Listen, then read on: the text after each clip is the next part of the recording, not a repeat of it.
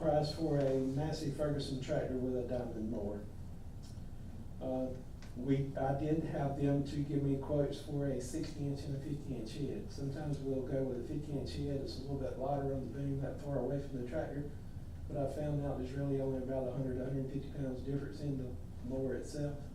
The lowest bid, if you consider it a 5-year payment, at the end of the year would be John Deere with the Alamo mower for $29,665.65 for the mower that has a 60-inch head. They have that tractor available now. We can probably get it this week, within a day or two. That was the lowest bid if we go with a 5-year lease where we would own the tractor at the end. Diamond and Caterpillar give us an option of a buyback similar to what we do with the graders. If we subtract that, naturally the payment would be cheaper, but we would have to pay that amount of money at the end of the term in order to keep the tractor. We normally keep those tractors more than 5 years. It would be my recommendation to get the John Deere tractor with the Alamo mower for $29,665.65. No discussion, and I'd make a motion to accept Mr. Steve Dennis' recommendation with Beard Equipment. Second. I have a motion and a second to accept Beard Equipment. And that would be the boat load bid based on the criteria that you laid out. Yes, sir. All right.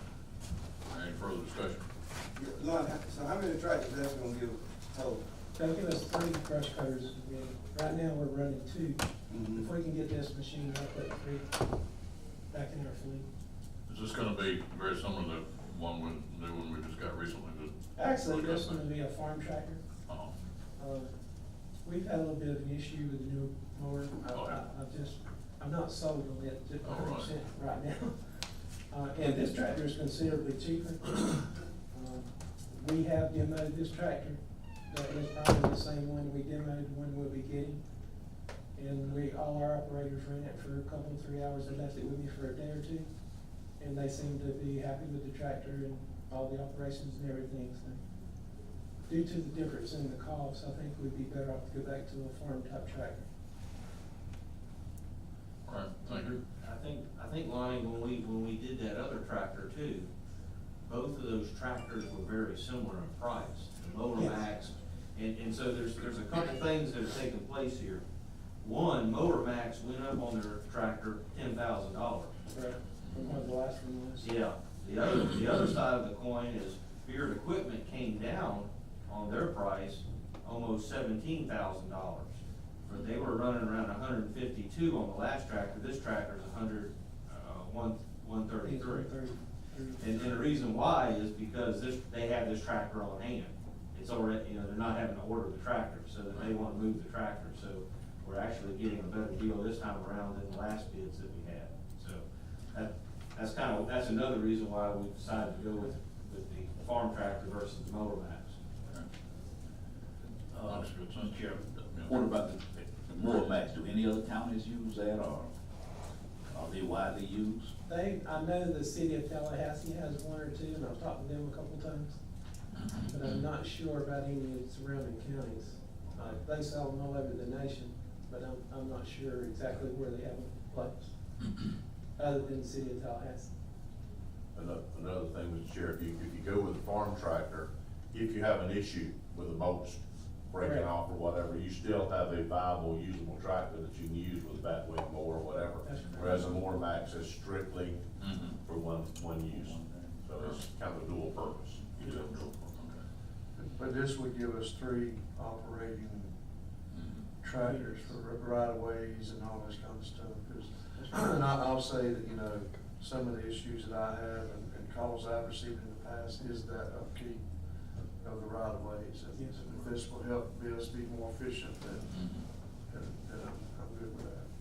Yeah, and that's why I asked him, that's gonna give it, I get several calls about Yeah. stuff rolling over the roads. I get Some called. might be on one end of the county, and some other Exactly. end, so. Yeah. I was just asking, the reason I asked about that was, that I guess it was a new one with the Motor Max that we cut, pickle lane on my kudzu. It was so bad there, from Bob Green's driveway down to 90, and it really did fantastic job on that. I don't think there'd be any difference in the capabilities of one tractor over the other.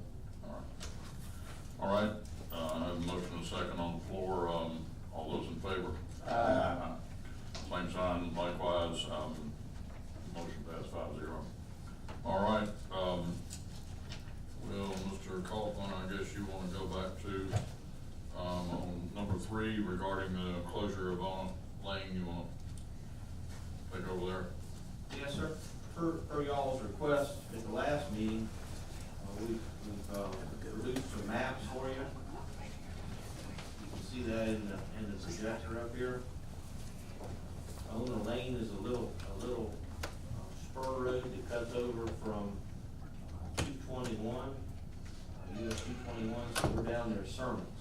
This is real close to the Sermons Fire Station, just north of the Sermons Fire Station. Mosley Hall Road comes in from the upper part of the screen into 221 there. No, actually, yeah. And the railroad is running right along the left-hand corner of the screen, down there at the bottom, that's the railroad, and Akalu Road. So, it's a little paved, road, and some of the things that I can point out on this map, we also, as we studied it, there is a platted road that has never been opened. And so we thought we might try to take care of that at the same time. So if you look, the green parcel down at the very bottom, Ms. Andrews, Velma Andrews owns that, and she also owns the hatched kind of orange color above that. So she owns both of those parcels. And so that platted road that was never opened is running between those two parcels. So if you vacated that road, that basically would go to her and close off and basically close that gap. It's pretty swampy in there, and I really don't see where we would really have a need to open that road one day. Moving on up, the blue hatched area, that's owned by Terrell and others, and it's also owned across Ona Avenue by Terrell and others. So if you close that portion of the road right there, that would just basically tie those two parcels together. And then moving to the left, as you vacated I guess the southwestern corner of that road, then it would be split between the person with the little red piece, Collins, and the other little half of the road would go back to Velma Andrews as well, that has the yellowish orange color.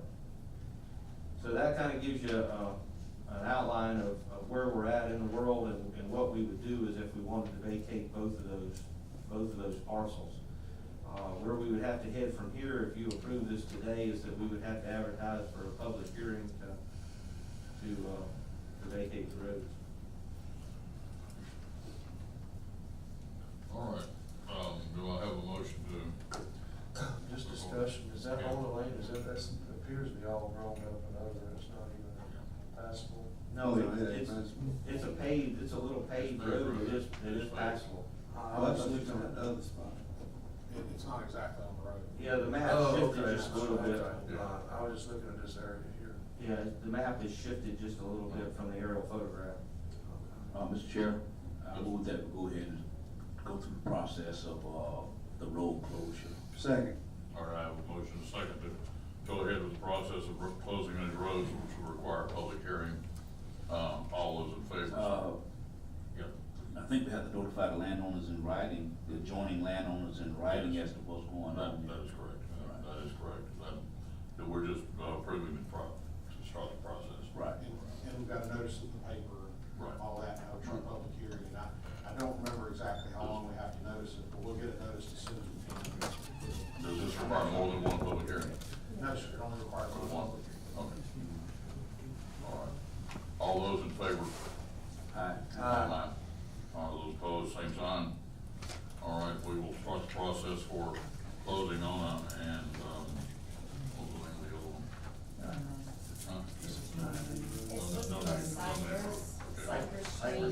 Cypress the Street, town of over there. Summer's plat. Okay. Cypress and on a flats.